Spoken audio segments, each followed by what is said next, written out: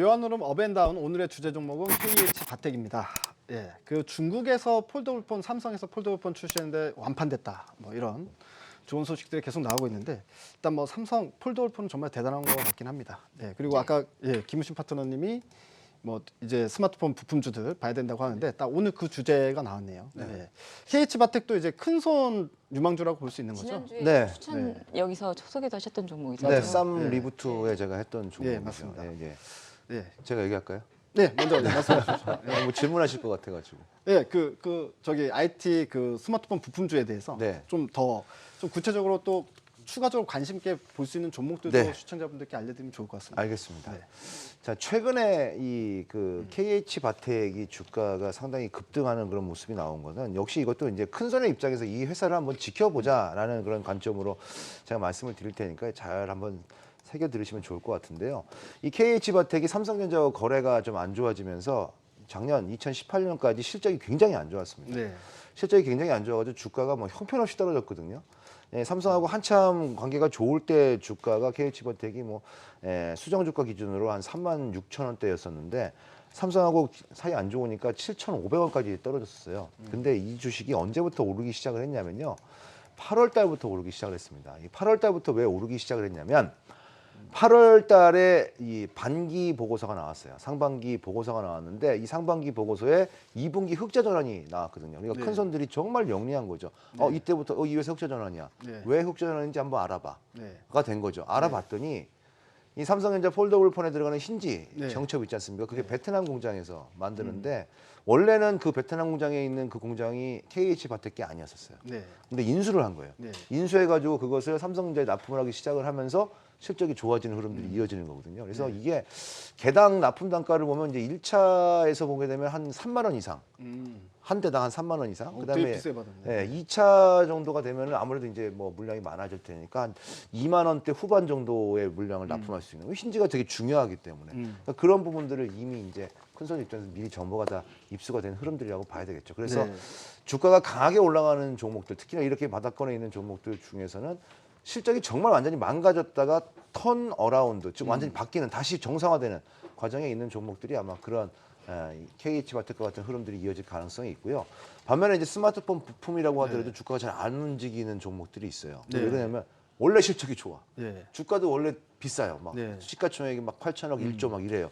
그러니까 이제 원래 좋은 애들은 그냥 천천히 움직이는 그런 흐름들이다 이렇게 봐야 될 것 같아요. 그래서 제가 이렇게 뭐 말씀을 하시니까 말씀드리면 제가 이제 오늘도 사실은 제가 이제 제 회원 방송에서 매매했던 종목이라고 미리 말씀드리고 알려드릴게요. 네. 이 세경 하이테크라는 종목이 있습니다. 이게 폴더블폰 필름 제작 업체인데 이 세경 하이테크라는 이 종목이 신규 상장한 지 얼마 안 됐어요. 원래 신규 상장한 지 얼마 안 되면 큰 손들 별 관심이 없는데 이 종목은 특이하게도 지금 관심이 좀 많이 있는 그런 종목들이라고 제가 분석을 해본 결과 나오고 있으니까 네. 뭐 만약에 KH 바텍 그다음에 뭐 세경 하이테크 그다음에 뭐 인터플렉스 이런 정도의 그런 종목들은 앞으로도 계속 좀 눈여겨보시면 좋지 않겠는가라고 생각이 되고요. 정말 중요한 오늘 5G 관련되어 있는 콘텐츠 종목은 제가 쌈 종목에서 소개해드리도록 하겠습니다. 네, 오늘 쌈 종목에서도 가지고 나오셨으니까 거기까지 시청자분들 관심 있게 보시면 좋을 것 같고요. 추가적으로 이제 KH 바텍, 세경 하이테크, 인터플렉스 이 종목들이 5G 부품주이면서도 큰손 유망주에 해당되는 종목이다 이렇게 말씀해 주셨습니다. 우리 감숙 대표님도 다들 아마 세 분이 공통적으로 5G 관련 또 스마트폰, 폴더블폰 부품주에는 관심이 있으실 것 같거든요. 짧게 시청자분들께 종목 몇 개씩만 소개를 좀 해주시죠. 짧게. 네. 아니 뭐 종목 소개를 좀 저는 길게 하셔도 종목도 네. 말씀을 드리는데 한 가지 이제 지금 이 시간에 꼭 말씀드리고 싶은 게 아까 우리가 방송 전에도 잠깐 얘기했었지만 네. 삼성에서 이제 폴더블폰 때문에 이렇게 주가들이 정말 급등을 했잖아요. KH 바텍 같은 경우 이렇게까지 급등할 줄 몰랐습니다. 근데 뭐 일단 종목을 말하라고 하면 네. 인터플렉스 같은 경우나 또 대주주인 뭐 코리아 서키트 이런 종목들, 이녹스 첨단 소재 이런 종목들을 눈여겨볼 수 있고요. 저는 이제 여기다가 지금 제가 추가적으로 말씀드리고 싶은 건 이 스마트폰의 출하량들이 2020년에는 320만 대 폴더블폰에 대한 부분들이 320만 대 정도로 늘어날 것이고 그리고 2021년대는 3배 정도가 늘어난 네. 1,080만 대 정도, 22년대에는 2배 반이 늘어나는 2,740만 대 정도로 굉장히 큰 파이가 형성이 되고 있습니다. 그래서 일각에서는 이 스마트폰에 주로 이 그 폴더블 폰이 메인 폰으로 자리 잡지 않을까라고 생각도 하고 있는데요.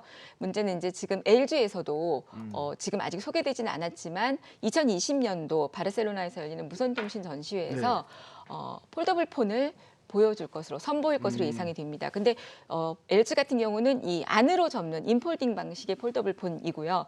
또 접었을 때 이렇게 전면을 가득 메우는 커버 디스플레이 화면이 있어서 일반 스마트폰처럼 조작도 가능하고 그리고 이제 사이즈 자체도 태블릿 PC 정도 큰 사이즈를 가지고 있다라고 합니다. 그리고 내부 디스플레이는 두꺼운 베젤로 만들어져 있고 이렇게 네모 모서리는 동글동글하게 만들어져 있어서 모양이나 이런 면에서는 이제 이 삼성 거 같은 경우는 굉장히 작은 삼성 거를 비교를 해보니까요. 이 예전 이 뚜껑 여는 폰 있죠. 그거보다도 사이즈가 좁긴 하더라고요. 그래서 이 LG 최고의 어떤 폰으로 폴더블 폰으로 자리 잡지 않을까 싶습니다. 그래서 제 생각은 삼성 관련주들 지금 조금 전에 말씀드렸던 종목들도 굉장히 좋고 인터플렉스 같은 경우도 많이 올라온 듯하지만 월봉을 보면 주봉이랑 월봉을 보면 대바닥이거든요. 근데 요 가격 면에서도 삼성보다는 LG의 가격 메리트가 있기 때문에 이렇게 폴더블 폰이 시장에서 완전히 자리매김한다라면 LG도 마찬가지로 우리가 눈여겨볼 필요가 있어서 내년을 바라보고 LG 전자의 스마트폰 관련주로 뭐 코리아 서킷도 LG에 납품을 하고 있는 상황들이고요. 그러니까 코리아 서킷 같은 경우는 이중적으로 좋은 거죠.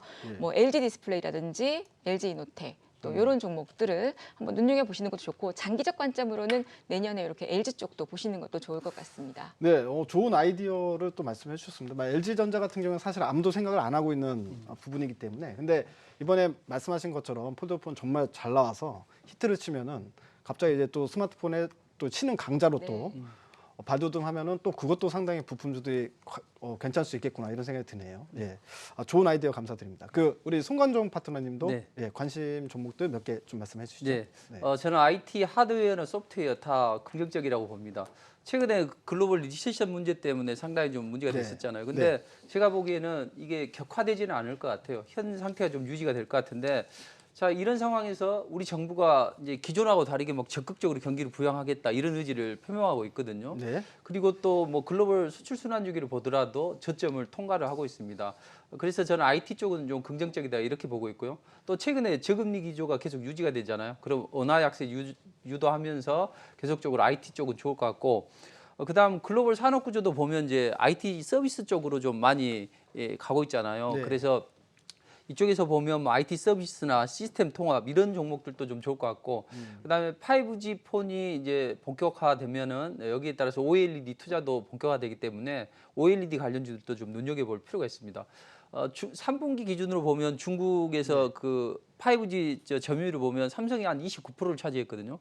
기존에 1%도 안 됐었는데 최근에 많이 늘어났죠. 아마 리커창 총리가 삼성 시향 공장 이제 갔다 오면서 뭐 이게 그랬나 어쨌나 모르겠지만 어쨌든 상당히 좀 약진을 하고 있어요. 삼성전자가. 그렇다면 이쪽 부분에서 이제 많이 수요가 있을 텐데 제가 보기에는 뭐 5G 폰이 뭐 연간 따져보면 이제 2억대, 3억대 수준으로 많이 늘어날 것이다 이런 이야기가 나오고 있잖아요. 그렇게 되면 공급 부족 사태가 일어나게 돼요. 그렇게 되면 이때 뭐 중소형이나 아니면 대형 OLED 투자가 본격화될 수 있거든요. 동시에. 그래서 뭐 그런 이야기가 요즘에 나오고 있는데 저는 그런 관련주 쪽을 좀 잘 살펴봐야 되지 않냐 이렇게 보고 있습니다. 그래서 아까 말씀드렸던 삼성 디스플레이의 레이저 필수 장비를 공급하는 AP 시스템 같은 종목이 괜찮더라. 그래서 보통 보면 주가가 올라가려면 전배열 초기에서 이제 20선과 60선 딱 수렴시킨 다음에 그 다음에 고개를 들고 움직이거든요. 근데 딱 오늘 고개를 들었어요. 그래서 며칠 눌림목을 주고 그 다음에 움직여주면 상당히 좋은 자리다. 뭐 이렇게 보고 있습니다.